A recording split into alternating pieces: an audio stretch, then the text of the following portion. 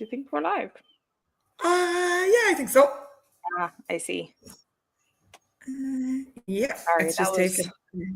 That was a bit of a slow uptake. It's been that kind of a day, to be fair. It kind of has. Hello, everybody, and welcome back to the Double D's live podcast. We got our shit together this week, didn't we, Muir? We did. To be fair, I'm proud of us this week, Sarah. We got there in the end. No promises for next week, but we'll do our best. I'm going to acknowledge probably the sheen of sweat that's going to be on my head. I'm up in the loft. I've opened all the windows, but you know yourself, when it's a warm day, the attic gets obviously hot, and being 35 weeks pregnant doesn't help either. On that note, how are you feeling, Sarah? I'm good. I said something to John the other day, and it was like a sentence. And I was like, I am completely out of breath after saying that now. Like, that's me done with that conversation. So, and how are you fighting the heat? Yeah, I'm not too bad. I'm not too bad right now. It's been quite hard actually to stay hydrated. What I've been starting to do, and it's so funny, I took a leaf out of my, like, what would I do if I was a horse? Well, I'd give it electrolytes. Do you know what I mean? So yeah. I'm now on electrolytes. I love it. Get right too. 9 times out of 10 we look I feel like I after can't drink enough water. I feel like I can't drink enough water to actually stay hydrated. Do you know what I mean? Because I just get full, and so I was like, right, okay, well, what's the next? What would I do if I was a horse? So yeah, electrolytes. How I treat all my ailments. Yeah. Not with electrolytes, as you would treat. Well, you can't really go wrong, can you? You can't really go wrong. Here, have an electrolyte. Here, have a drink. My mother's thing was flat 7-Up fixed. Everything. Yeah, but sure, I think we all grew up on that. Like, do you know what I mean? Any sort of a sick tummy or whatever. It's still the running joke in our house. Flat 7-Up and boiled eggs. If they couldn't cure what ailed you, you were gone. Boiled eggs, Jesus. Yeah. Cure or kill you, wouldn't it? Yeah, well, it probably wasn't the greatest plan, to be fair, but sure, look, we all survived anyway. We're all here, like, so. Yeah. We'll go with Where are you? Sorry? How are you? I am grand, but I'm absolutely raging with myself. Raging. Okay. Do you know what I did this evening? Excuse the expletives, lads, but I'm a gobshite. So I was rushing, as per usual, as I tend to do. And I promised you only a week ago I'd bring him fishing for an hour. So I sat into the car, stuck it into reverse, and reversed straight, clean and decent into my niece's car. Oh, stop. Straight into it, sir. Straight into the front of it. Oh my! And I wouldn't mind. Only our car is only after coming back. It got fixed at the weekend because Porrick reversed into something in our car last week. Oh my God! So it was like you just couldn't write this. Now, like, I know I'm very grateful and thankfully, touch wood, nobody got hurt and everybody's fine and everything is okay. But I got into the car. But those little kind of like tips are just so annoying. So annoying. Like, the car is there for the last 2 days. It's not like I didn't know the car was there. Like, I know. Just pop up out of nowhere. Oh, I was raging with myself. But anyway, look, things could always be an awful lot worse. Then we got to where he wanted to go fishing in an awful rush, and there was too many people, and he would not go fishing because there was too many people. Now I think at that stage I would have shoved him out the car. I would have shoved him out. So it took a little moment. A few wine gums from the packet I had snuck into the car to eat while he was fishing, and I looked at to myself and went, "It is okay. This is okay." So anyway, the car is it's grand. Like, it's all fixable. And as I say, nobody was hurt and everything is grand. But you know, it's one of those things that you're like, could have done without that now this week. But I know. Everybody's right. So it's all okay. I know. Everything is all okay. Emma, the girl that works in the yard, friend of mine, she got a new car and she left it parked at one of the pubs, I think it was, while she went to a football game and came back, and there was somebody was after doing the same, somebody was after reversing into it or leaving a mark on it, like, do you know what I mean? And she had literally just bought it like a couple of days prior, and like, of course, she would have probably left her other car there several times and nothing had ever happened it, and then new car and it gets a bump, like, do you know what I mean? It's just, and like that, it's not a big deal in the grand scheme of things, but like, you're just sick. No, but it's like I was just raging, like, oh golly. But anyway, sure, look, things could always be worse, and we're just gonna go with it. The cars are fine, everybody's fine. Wouldn't it have been worse if Johnny was standing out in the middle of the yard and everything's grand? I am just sick. I like your glasses, Mar. I am officially getting really old, Sarah. My eyes in the evening are killing me. They are killing me. I have given in. Like, I just. Do you know what? The whole world just falling apart. But I absolutely love glasses. Like, so much so that when I was a kid, like, I really, really wanted them. I remember going for an eye test, and I was like, if I fail this eye test, does that mean I get glasses? Do you know what I mean? Like, and I didn't, because obviously I'm probably too honest, and I did what I said I was going to do, but I was so disappointed when they said I didn't need glasses. I really genuinely was. To get a pair, like, you know, just the glass framed ones, so you could wear them. Well, see, I don't think glasses really suit me either, so I probably wouldn't. But what I did do, which I thought was actually kind of funny, supposedly very good, but funny, was, you know, the anti-glare, or the blue light glasses. Yeah. I got 2 or 3 of those. Yeah, I got 2 or 3 of those from Amazon or wherever I got it from. It could have even been pennies, I can't remember. But they put a pair on for you now. I have them scattered around the house. I'm go for it, Sarah. Go for it. Let's do a glasses podcast.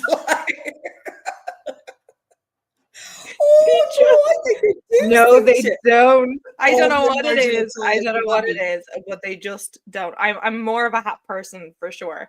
I can't take myself seriously. Like your mother. Oh my word. Oh my word. I can't take myself seriously. And then I was on the laptop one of the nights, and John came in and he was like, what's going on? And I was like, well, that says something, because me and John is very complimentary.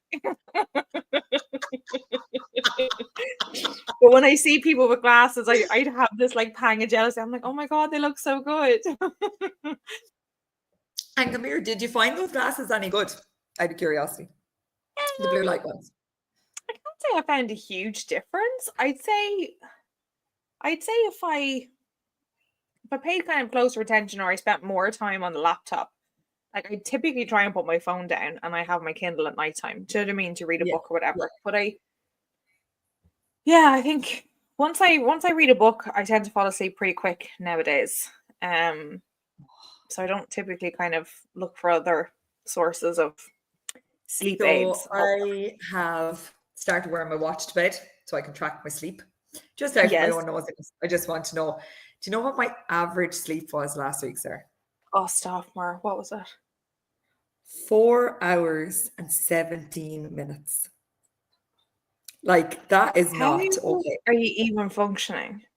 That's a very good question. I actually don't know. Now, I know last week there was a couple, like, I had a couple of really early starts, and like there was a couple of late nights thrown in there as well. But like, I don't know.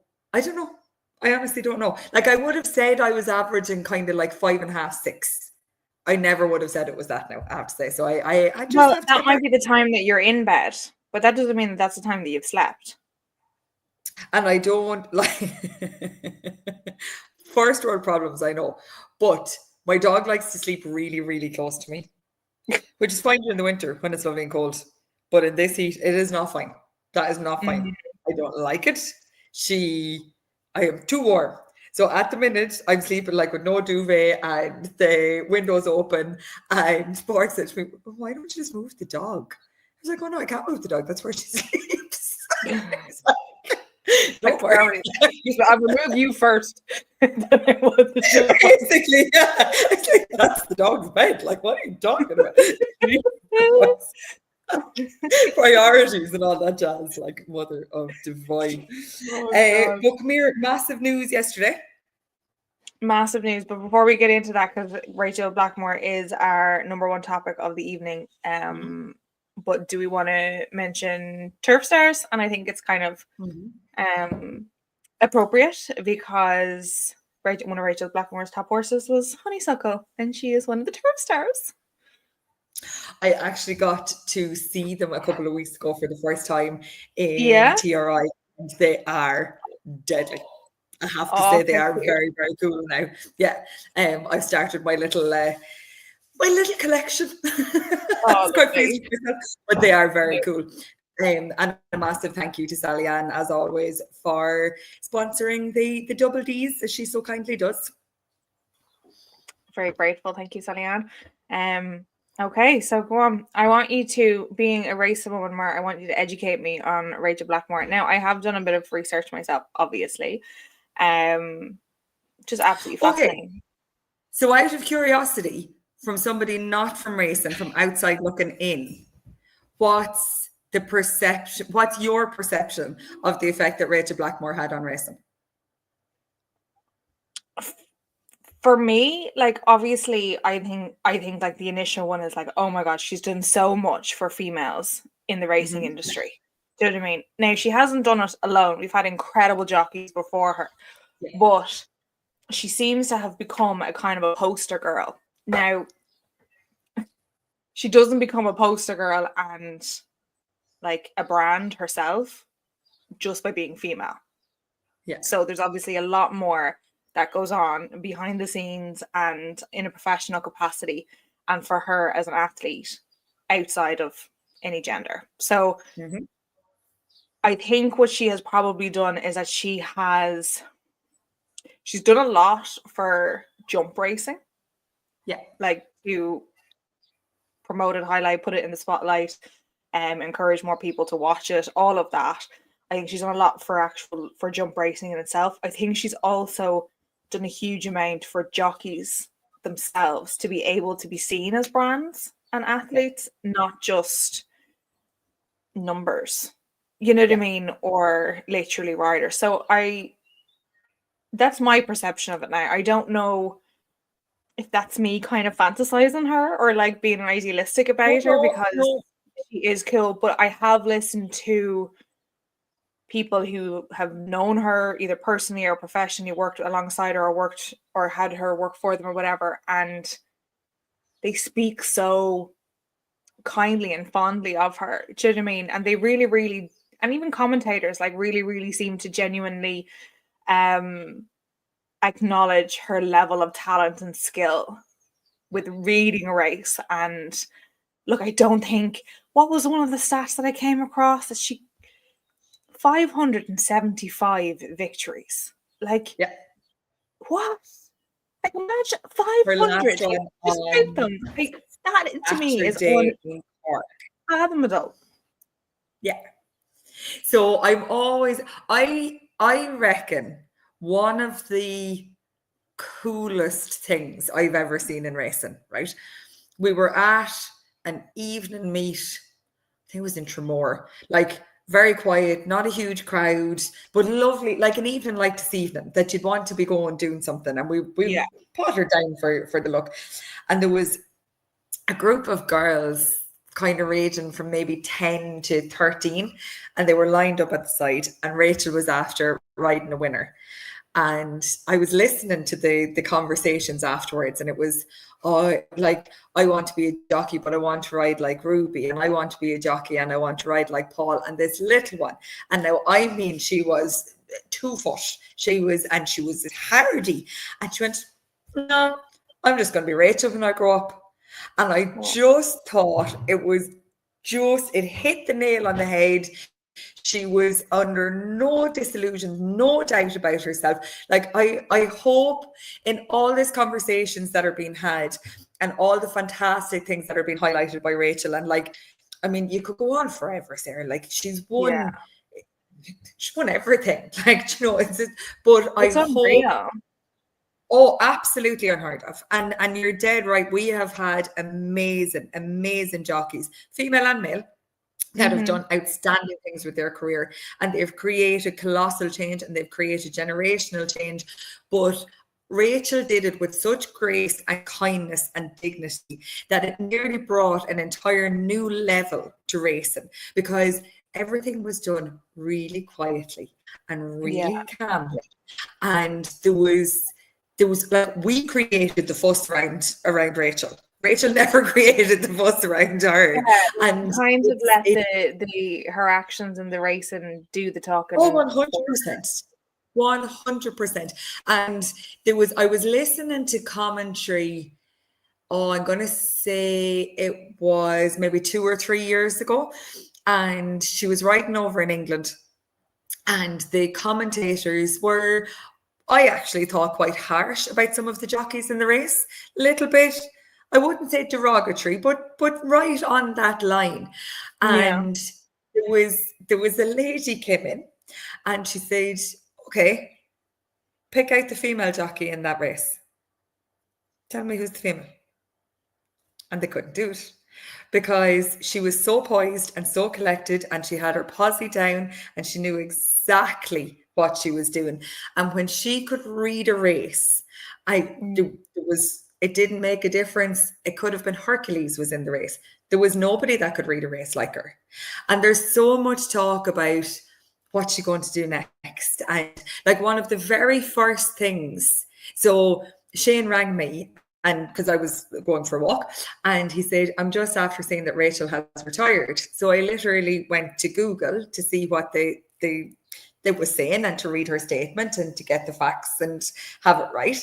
And what was the first thing that came up? Is Rachael Blackmore pregnant? Stop. I was going, lads, oh yeah. And I got really frustrated because it's like, again, it's assumptions. This lady is trying to move forward with her career, and she's made this huge, colossal decision, and it's life altering and it's so changing. And it comes back to, is she going to have a baby? Is she not going to have a baby? Yeah. And all of that is so private, and her own decisions and in her own ways and in her own time. And whose business is it? It's exactly. Nobody else's business what she wants to do. But I genuinely hope that she, first of all, knows the changes that she made within the industry, knows what she's done for the next generation. It continues to be celebrated in so many ways and constantly. Like what she has opened up and the doors that she has opened up and how she has done them, like, it's just huge. And do you know what I loved? And I must have read the statement 20 times. I thought she worded it fantastically. But the people, like, we all talk about racing being, and not just racing, equine in general, but racing is obviously what I know and what I grew up in. So it's what I revert back to. We all talk about being a community and being there for each other and wanting to be part of that community and being involved. But look at the number of names.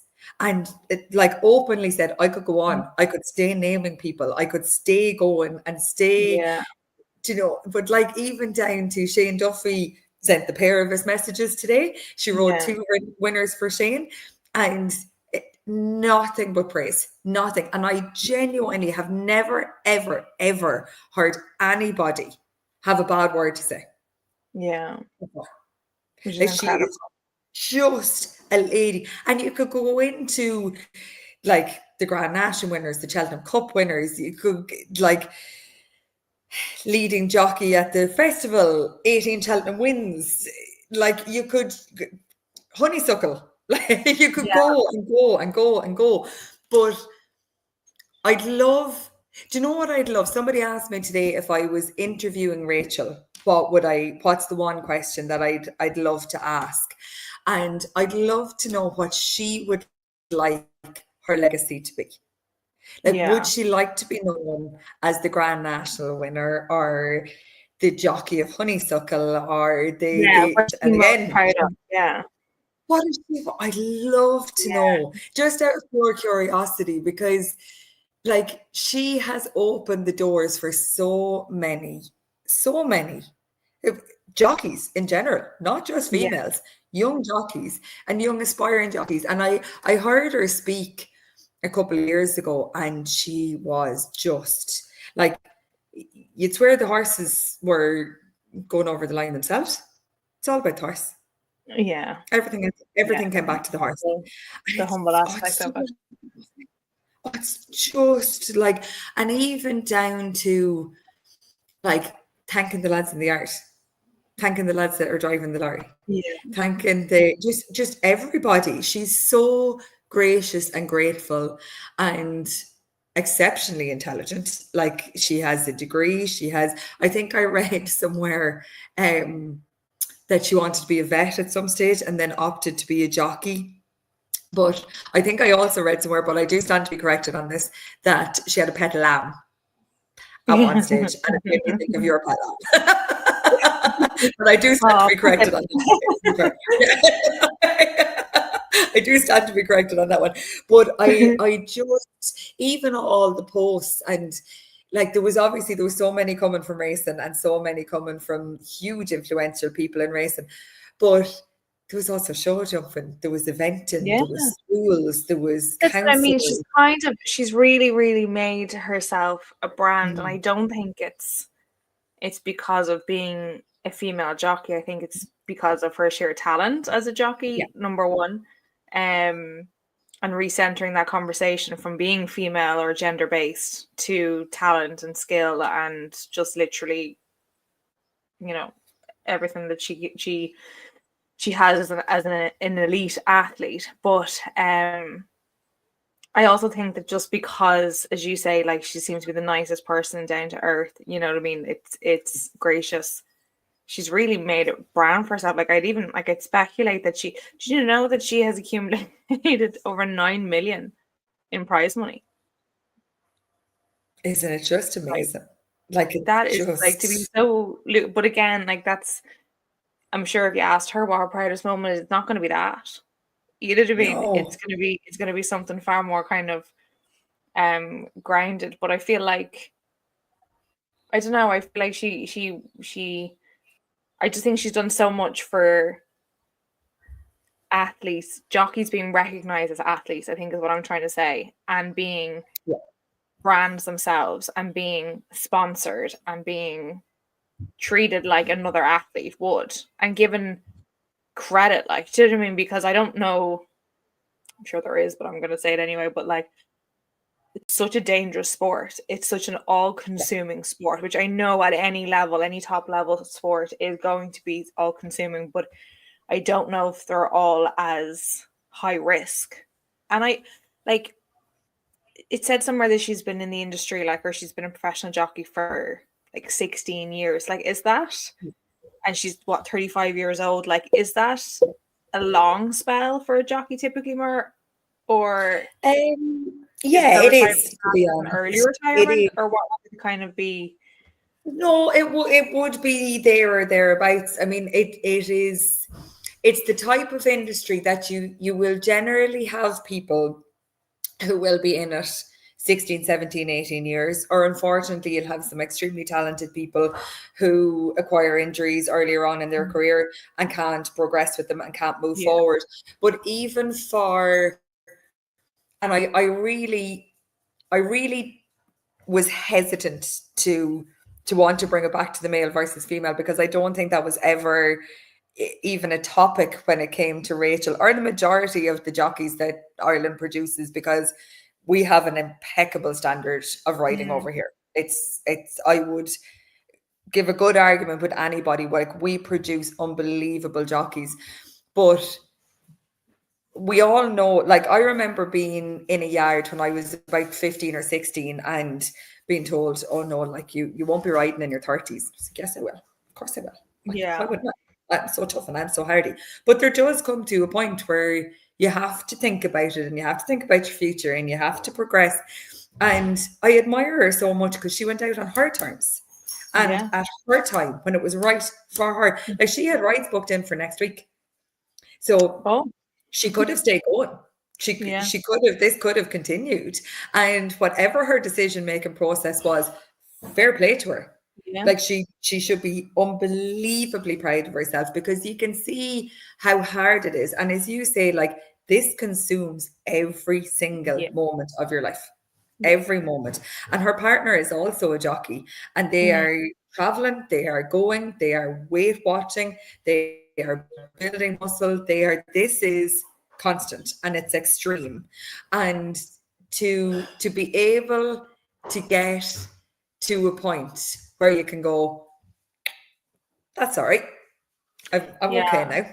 I can Yeah. figure it out. I admire anybody who can do it, because it must take such a high level of confidence to go, okay, I'm all right now. I can move Yeah. on to the next step, whatever that may be, and in whatever capacity that might look like, but I'm okay to do it. And I have the right people around me, and I'm in the right space, and I can figure it out as I go. And I do also hope she goes and takes a holiday, because she definitely deserves it, to be fair. It's calling out spade a spade. Like, I I hope think she goes. we could probably say that the world is her oyster at this stage. She can I'm sure she can do anything she sets her mind to. But yeah, it's exciting to see what she kind of grasps onto in the future. And I suppose we wish her the best of luck in all her future endeavors. Ever. Exactly. I bought my niece her book the other day, but I'm a little bit tempted to read it before I give it to her. Is that about me? I just want to read it first. It's just, that's just good gift giving, isn't it? When you want it yourself, it's a good one. To be fair, I could just buy another one. Read it really, like, it is probably a little bit like, You could. ever so slightly. But yes, we do wish Rachel all the best in whatever she decides, in whatever capacity she decides to do it. And I hope that she knows that what she has created and how she has created it, and is very, very proud of it all. Yeah, I think it's brilliant. Right, moving on to the next topic of the day is a question we've been asked quite a bit recently, and we had a chat about it earlier on, and we just said that we would touch on it tonight. And it's about AI. Now, it kind of we've been so kind of immersed in AI, it feels like this is just a normal conversation for us. But it did, coming from like listening to a few people and questions that have been asked and looking at it from an outsider's perspective, it is easy to understand where the question might arise as why is Equitas so heavily involved with AI, or investing so much time and energy into AI. And yeah, we just thought that we would have a chat about it and try and give you all a little insight into our reasoning behind it and what our ultimate mission is, I suppose. Summer, go for it. Look, I'm not going to lie. When we started using AI to the extent that we were using it, it absolutely terrified me. Terrified me. 100%. I didn't understand it. I didn't understand the concept of it. I don't think I fully understood why do I need this? Why is this going to be such a huge part of our life, what we're doing, our When I heard publishing? about it, when I started hearing about it, because it came out in such a global scale, and it was like, this is going to be such a big deal, and it was definitely, jobs are going to be lost, it's going to replace so many workforces, it's going to, the negative side of it, like even in school, like kids aren't going to be able to write essays on their own anymore, they're not going to be able to use their imagination anymore, it's like Google on steroids. Do you know what I mean? So that's what was kind of put to us. So like straight away I was like, no thanks. Like, I don't want change at the best of times, never mind. Like that. This colossal change. And I also remember having a conversation with Shane going, well, now your AI or our AI, because I these know, are two so very, very funny. different That was conversations. so funny. But I suppose what I've come to realize, and hours and hours and hours, I'm not going to lie, lads, like there's Days and weeks and months. yowza. AI is never going to take over from people, because it's us that make it. And I know a lot of the questions that I suppose I've been asked personally is, why do you want to use it? Why is it so important to Equitas? It's going to take people's jobs. We never, ever, ever, and I reiterate, ever, want AI to take over anybody's job. We want AI to help people in their job. It's two very, very different things, two completely different aspects. And the systems that we're building and the way that we are building them, they are built to help. They are built so we can take our time back. They are built so we can become more strategic. We can do. Now, I say all this while I ran around like a headless chicken and reversed into a car because I was fucking under ferocious pressure. But it's all building curve, lads. We're getting there. We're getting there. But it is to benefit the people rather than letting AI take over or letting AI, right? Like somebody said to me the other day, oh, sure, AI writes all your articles. I said, no. I write all my articles with AI. It's very, very, very different. I don't just sit there and go, throw me out a little article there, will you please? Thanks very much. And potter off and have a cup of tea. Because it would be wonderful if I could. Yeah. Sound. But And it's you not. could, they wouldn't be relevant and it wouldn't be you and it wouldn't be your tone of voice and all of And that. I don't want it. I want to, I like, we started Equitas to write. This is the point. We want to champion. We want to empower. Why would I want an AI to do that for me? I don't, no. I don't want to talk about the rolling hills and no, just no. But I want to create systems that can help and benefit and schedule and organize and help my chaotic brain and give me operating systems. And that technology is now there. That's at our fingertips. So it's something that I think it's evolving really quickly. And it's quite scary because every day there's something new. And it's every day hard to there's keep up with. another.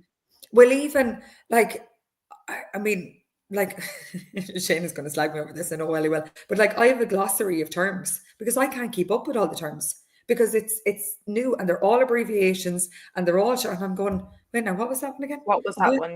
What did that do? And am I supposed to know this? If I'm going to have a conversation, and like when I say hours, I mean hours of research and time and patience and trying to understand what's the best systems and the best models that we can build to help women in the equine industry. I think like taking it slightly back a step, right? We are two women. We have families. We have horses. Yeah. We're working in the equine industry. Mm-hmm. Our resources are, to put it mildly, limited. Right. Between brain capacity, finances, and time. Yes. I energy. agree with all of this. And yet we are trying to run a worldwide media company for women in the equine industry. And hand on heart, we would not be able to do that if we don't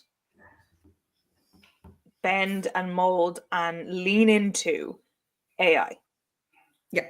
And then what we've done is that we've added a layer. Instead of just using what people give us, we've challenged the status quo of traditional media.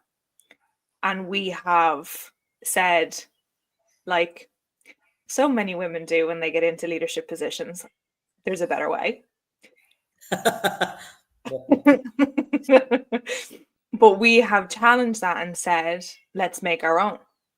Yeah. Let's make our own for women to use. Now, where you are spending so much time on AI and going into the research and learning about it and challenging yourself and finding its flaws and fixing them and whatever. And we also have very, very lucky to have co-founder, CEO Shane in the background doing the same. Exceptional. Yeah. So that balance, and in fairness to both of you, you guys tend to feed me what I need to know to keep up and to keep going. And if that is not equity, I don't know what is. because I don't have the time or capacity to be able to delve into these systems and to build them. And we have found a way within Equitas to do that. But the fundamental goal of it being that we want to be able to share these systems and these models that we've created for what we need in this space, in the industry, and be able to share them with women worldwide. And it is not to undermine or devalue in any way, shape, or form the position that women hold. It's actually to give them tools to be more efficient. I wrote an article recently about the difference between the brains of men and women.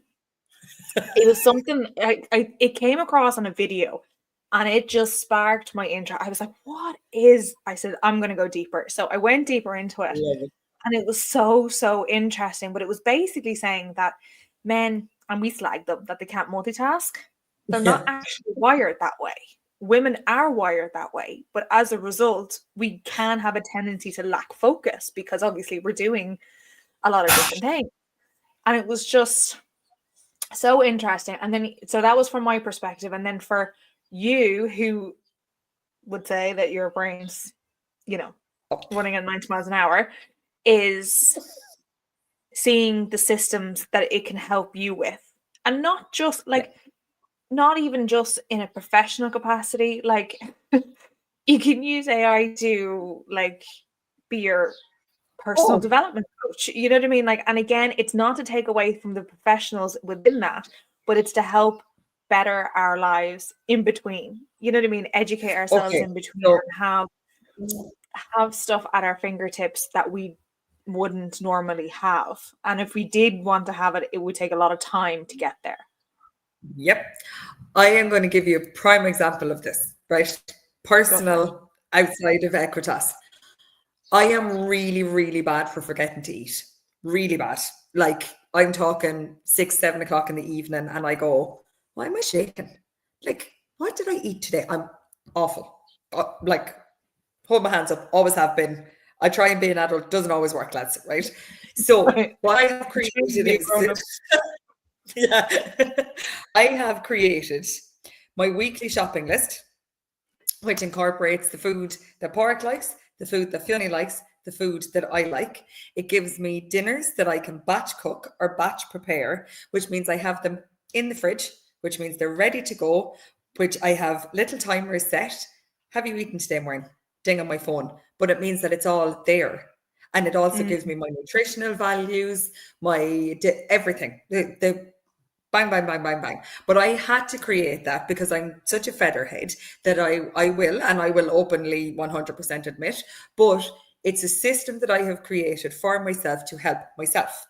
And now I am eating 3 square meals a day because I have stopped overthinking it and stopped wondering and stopped going, oh, I don't have this and I can't do this. Taking away the brain space that has had going around in your head for however long. And think about that for those, and not just for women or for, I don't know, for anybody, but even for neurodivergents. Do you know what I mean? If they can find a way to find a system that helps them use an AI, or it's like having a personal assistant, isn't it? Really, it is. It genuinely really is, and I know it's terrifying, and it does terrify me. I had to pull Fiona up here the other day, who was doing English homework, and he was doing it on ChatGPT, on my ChatGPT, which is a bloody pro account. Just no. So it is. There's always going to be space for error, and there's always going to be room to improve. But I think your explanation earlier on is probably the best explanation I have heard of what Equitas is doing. If that is not equity, then I'll throw my glasses at it. That is it. Yeah. The fact of the matter is that I wouldn't be able to do what I'm doing. And you hear people saying oh my God, you've got 2 kids, you've got 3 businesses, you've got a husband. I didn't mean to put him so far down the list. Sorry, John. But even the yard full of horses, 9 horses or whatever, and how are you doing it all? Well, that's a huge amount of it. Like, it's the investment that we've put into AI, the investment that you guys have put into AI, but all, like, I just wouldn't be able to do it without it. I genuinely wouldn't be able to do it without it. And um, I think if people lean into it and learn more about it, it becomes less terrifying, as everything does. Everything becomes less terrifying the more you know about it. Do you know what I mean? It's the fear of the unknown, always. But And if I there just, is any questions, or people are wondering, or they're wondering about our systems, or they're wondering about how yeah, to go about building or doing or what we at, just ask us. That's what we're here for. We want to help. We want to do. exactly. And we want to be transparent. I actually love Shane put up an Yeah. article the other day, and I actually loved how he formatted it. Like, Yeah. and it was about badminton and Ross Cantor, but he said, like, and you could tell, like, he wrote it, and then he said, I then did a deep research paper on Roz, and you could tell then that he went into it. But the way that it kind of came back with, I just love that, the transparency of it all. Yeah. Do you know what I mean? Like, nobody's trying to hide that we're using AI. Nobody is trying to, and as you said, they are our words, they are our tone, our vision, our voice, our message, and all of that. But it is just about being transparent, and we will always be that way. So yeah, if anyone has any questions or any comments that they want to put forward, we will more than happily answer them. And yeah, no problem going back over stuff and talking Yeah. about it. And I just can't wait for the agents to come in. Like, imagine having Oh. a few people working for you. Oh man. Then watch what I'll do. Yeah. Oh, I cannot wait. You won't So see me for dust. yeah. I know. You might see an AI enhanced version of me. I suddenly have like I'll be on the massive beach. glasses and I'll be on the beach. beautifully white teeth. Like you won't, lads. You won't. I love it. I To be love fair. it. Right, let's have a little look at a few. I got some more questions first, Mar. I was like, Oh, right, we need yay! to have a few more random Love it. questions. Let me see. Matter of interest, what was your first job? And were you any good at it? My very, very first job. Yeah. I worked in a fruit farm down the road. I'm trying to think. It was probably illegal because I was 12. So I don't know what to name the fruit farm. We Highly were illegal. oh, Different times. literally, like we cycled home from school to the fruit farm. Yeah, we picked strawberries. We picked strawberries. Note to self: do not pick gooseberries. They are not good. They have thorns Oh, on the God. inside of the bushes. They're not good. But we were Lovely. really lucky. I think, like, because we were out in the countryside, like, it wasn't, that was the norm for us. Like, we all had jobs Yeah. growing up to some extent. And then what did I do then? I was in the fruit farm.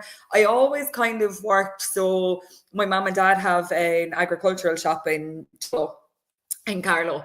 And so we all, like, myself and my brothers and sisters, always ended up doing summers in there Yeah. as well. But we were brought up with a really strong work ethic. So you didn't not have a job. Yes. Ever. Ever. It was quite vital. Although, my niece Maeve, Yeah. do you know where she's working for the summer? I think this is deadly. She's working in Wow. an alpaca farm. Isn't Wow. it bad? That's random. It's deadly. They're I'm actually really they're proud of actually getting more and more common. We Yeah. have one up the road from It's us. Like, I think it only has maybe 2 alpacas, but they still call them a farm.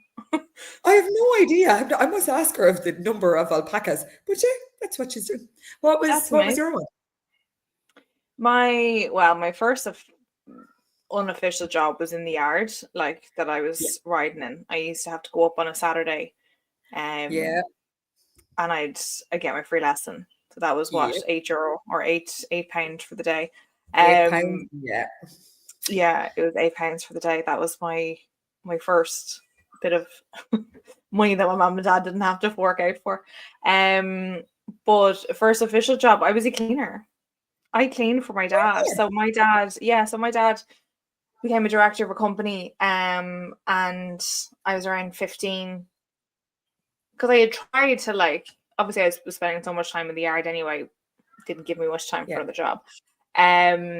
But being in swords, like I really couldn't get official work because Yeah. I wasn't Yeah. like you on farm.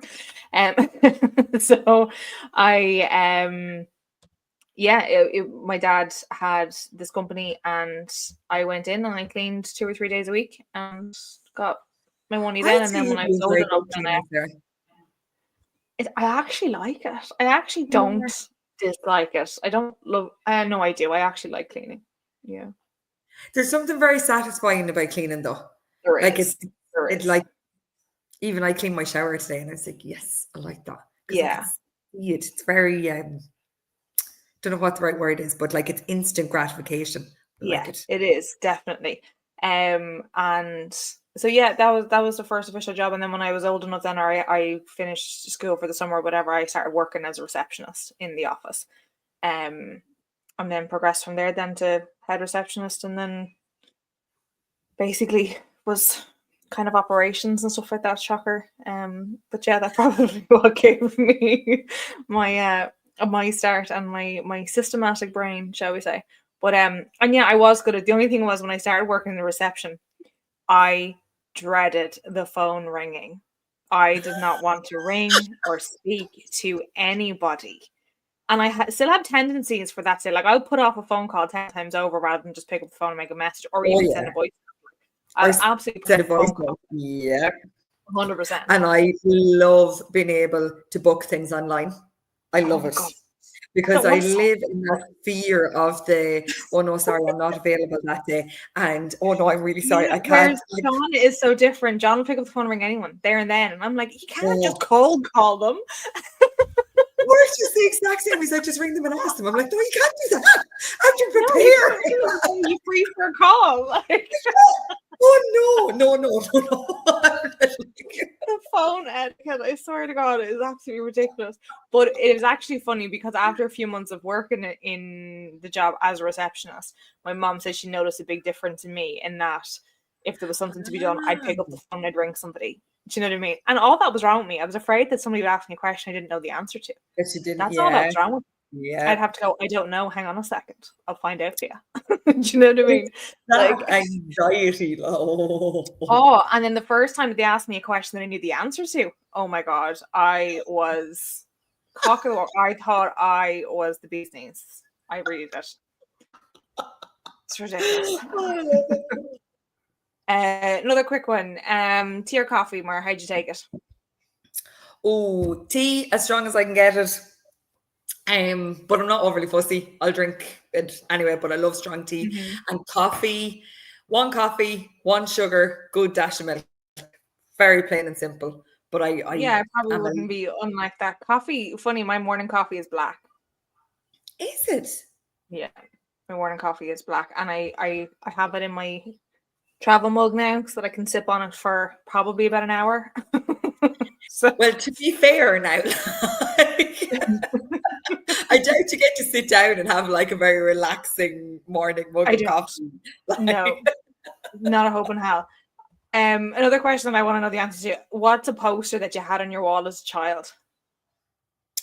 I was the stereotypical horse girl. They were all horses. I was never into boy bands, never into girl bands, even. But it was literally like above my head was a giant Irish draft stallion. It was just horses. Do you remember his name? I do remember his name. He was actually, this is mortifying. He was actually my my father got the poster made because he lived in a field up the road from us, and I just thought he was absolutely beautiful, and I was mildly obsessed, and I used to go and talk to him every single day. So Dad got me a giant poster, and I put it on my ceiling so I could see. Yes. Why is that mortifying? That is like the nicest thing I've Because it ever heard. wasn't even like a fancy dancy, like, you know, Well, like, so here's my version of it, right? Didn't have a horse up the road, but was still mad into horses. Obviously came across a yeah. poster in a magazine somewhere, took it out, stuck it on the wall. I have remembered this horse's name for years, right? And only today, when I looked that question today, I was like, I'm gonna Google him and see who the hell he is. And it was, I don't know if you've ever heard of him, but it was like Aldanity. I don't even know if I'm saying that right. But anyway, Wikipedia, according to Wikipedia, he's a racehorse who won Grand National on the 4th of April, 1981. His jockey on that day, Bob Champion, had recovered from cancer, while Adanity had recovered after suffering a career-threatening injury. The horse was trained by Josh Gifford. That was the horse I had on my poster. Racing legend stories. Like, really? That is, like, I would not have remembered the horse's name, I'm not going to lie, but that is a story that is told repeatedly. Bob has done unbelievable work. He does an awful lot of charity work. Yeah, he does. Still raises money. Still, like, there's charity races in his name. That is unreal, Sarah. That is, you should genuinely do a little bit of a deep dive. And it wasn't like, I don't even think I realized that this was a racehorse, because I think it was just a portrait. Like, it was just a portrait of him. And it was like a double portrait. So I'd obviously taken it out from the middle of a magazine and stuck it on my wall. And I have remembered that name for years. And can you believe I've never ever Googled it to see who or what he was? Isn't that weird? You should do a deep dive, because that is an unreal story. Yeah. It is brilliant. Absolutely brilliant. I wonder, do kids still do that? Like, is it still a thing to take posters? And I don't know. That's a really good question. They probably save them all on their Snapchat stories now or something. But they're actually, I was laughed at during the week because I said I was going to put something on my Snapchat story, and somebody said, "Are you not too old for Snapchat?" You know, I've heard that a few times. I haven't been on Snapchat in a long time now. Now my friends are, and I'm like, no, go for it. But I'm like, I'm done. I'm done with another app. What is actually, probably both know the answer to this, but one of the other questions on here is, what's your most used social media? What do you use most? Yeah, mine too. It's the simplicity of it, isn't it, really? Yeah. And like, I have the couple of different accounts, so I'm constantly swapping and changing over and checking them and going, but it's definitely Instagram. Although I do, as I have said many times, go down TikTok rabbit holes. My latest is cheating. No time, absolutely zero time on TikTok. No time at all. I have become weirdly obsessed with the most beautiful female couple in England who are trying to remove. They all know it gets better, Sarah. They're trying to remove glue from the tiles in front of their front door. And I am so obsessed with the glue. Like, it is, like, genuinely, I don't tend to, like, I just tend to randomly scroll. But today I actually went looking to see if they were able to remove more glue from their tiles. Like, you want the conclusion? Oh, I want to know what they use. Like, it's ridiculous. But anyway, look, it keeps me happy, guys, so it's all good. Right, let's move on to our rights and wrongs of the week. What's yours? So my ride of the week is, this weekend is actually a really big weekend for me. A little bit bittersweet, but really, really looking forward to it. My presidency of the rugby club in Carlow is unofficially coming to an end this weekend. It won't be official until July, but we have our president's dinner and awards night on Saturday night. So I have the honour of getting to give out the club awards and some of the players' awards, and which is absolutely brilliant. I also have to stand up in front of 150 odd people and give a speech, which is so out of my comfort zone. And be grand. I have it mostly written, it'll be fine. And but do you know what? I'm so proud, Sarah. So proud. So the majority of my family are coming, but also every year the president gets to pick a guest speaker. And your guest speaker is somebody that is supposed to have known you and has like an affiliation to the club and knows the club quite well. So this year, my guest speaker is Pork. He is coming in. So I am really, really looking forward to it. I'm actually more looking forward to his speech than I am my speech, because to be fair to him, he is quite funny. Although he drives me mad at times, but he does speak very, very, very well. So I am really looking forward to that. Yeah. So that's big old weekend, but really, really looking forward to it. So expect a million photos because it's only ever going to happen once, guys. And my wrong of the week is I don't like making my own hours because I don't know when to stop, and I just wreck my own head because I can't function like a normal human being. But I am getting better, and we will get there eventually. I will never be a 9 to 5, but we will get there some which way. Yeah. So that's me for the week. What are yours? Mine, my right of the week is probably we had our second camping trip last weekend. But what day are we? Tuesday?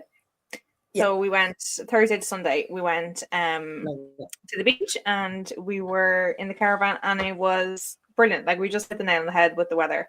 We are 100% going to be fair weather caravanners for the foreseeable future because, well, it's just like, it makes it. It genuinely does. And I'm sure like even if it's bad weather, you'll still have the crack. But with the girls being so young, like they don't understand like take off your boots before you come in, you know what I mean? Or like no shoes in the caravan or anything like that. So like the thought of trying to keep it clean in bad weather it just wouldn't be for me. So if it starts to rain, there's a very good chance that I'll be packing up and hitting the road. Just so anyone knows. And then my other ride of the week was your video from your stories today. Well, I watched that so many times. I fell around the place laughing. It was hilarious. And I was going to send it to my brother, but then I knew he wouldn't get it in the context that I meant for him to get it because of the video that it was attached to. But I just thought it was absolutely brilliant. It's because she's so sassy. She's like, excuse me. I'm not even going to do the audio justice on it. Like, so I mean, you need to just head to Muir's Instagram and have a look. She's basically wishing her 3-year-old filly a happy birthday, but it's the sassiest. Like, I don't know what's the wording on it anymore, but it's like anyway. Like, I got tested positive for something today. For being my mother's most best looking child or something like that. Like, it was and she is. I just love it. I love that video. And even like I was out today with her and she is sass. Like she's still like, excuse me, you want to do what? Like, and will still give me that look. Like, but no, what that made you smile today, Sarah. I did enjoy that one. Oh, that proper made me laugh. And then my wrong of the week is that I have got nothing prepared for this baby. This baby is coming in a matter of weeks. And I've got nothing prepared. I think I have everything. But only because I don't remember throwing anything out. Do you know what I mean? That I needed. But oh my God, like I don't even have my hospital bag packed more. I could technically go into labor anytime and I don't have my hospital bag packed. But I don't have my hospital bag packed. Everything is there, Sarah. It's all, everything is there. Could you imagine if I went into labor and I'm telling John what to pack? Could you imagine? I want to video it. If that happens, I want a video of the bag packing experience. Oh my God. Like, and I'm just, I don't know whether it's part of me is that it's so laid back. I know I have everything. It's just a case of putting it all together, I'm sure. But at the same time, the part of me is that it's so not like me to not be so prepared. And I just feel like, again, it's probably one, I'm a bit more laid back. And then two, I just don't have the time. I just don't have the time. There's always something else that needs to be done there and then. So that's my wrong of the week. So just say a little prayer that nothing happens in the foreseeable future, that I get a chance to actually pack a hospital bag and get my shit together and, actually acknowledge that there is a baby coming. Like, oh my God. I built an AI system for packing the bag. That's about as much help as I can be in this situation. No. I did actually get that far. I asked for a list and I got a list. Love it. And I was able to ask it for like a list of priorities too. Like, don't give me any shit I don't need now. Come on. Don't fill up that bag with shit I don't need. Keep it really, really basic. I've done this before. You need deck all, but at the same time, I can't have John doing it. Oh God. So that is it, my dear. Look, we'll wrap There's a this whole up. Enjoyed that chat, Muir. Thanks so much. And thanks again to Turf Masters, or Turf Stars, should I say? Turf Masters. Them too. They do good stuff too. Thanks to everybody. You're all great. But thank you to Turf Stars, and I really hope the honeysuckle is going really well on the back of Rachel's news. So yeah, thanks for everyone for tuning in. And if you have any questions or topics you wanted to address, let us know. We are more than happy to consider them and yeah, chat through them. So